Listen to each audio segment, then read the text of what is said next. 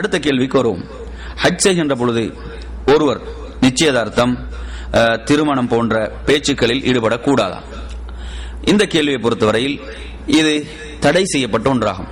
ஒருவர் ஹஜ்ஜுக்காக உம்ராவுக்காக இஹ்ராம் அணிந்து நியத்து வைத்ததன் பிறகு இப்படியான பேச்சுக்கள் எதுவும் பேசக்கூடாது.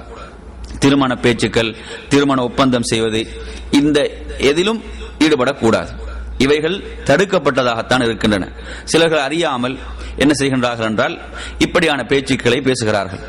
தாங்கள் வந்திருக்கக்கூடியவரோடு அறிமுகமாய், எனது மகனுக்கு நீங்கள் முடியும் என்றால் ஒரு நல்ல ஒரு பெண் பிள்ளையை பாருங்கள், அல்லது தனது மகளுக்கு நல்ல ஒரு வாலிபரை பாருங்கள், இப்படியெல்லாம் பேசப்படுகிறது.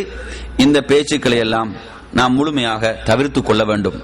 என்ற ஹஜ்ஜுடைய நேரங்களில், ஹஜ்ஜுடைய காலங்களில், அதிலும் குறிப்பாக நாம் இஹ்ராம் அணிந்து நியத்து வைத்ததன் பிறகு இவைகள் தடுக்கப்பட்டதாக இருக்கின்றன.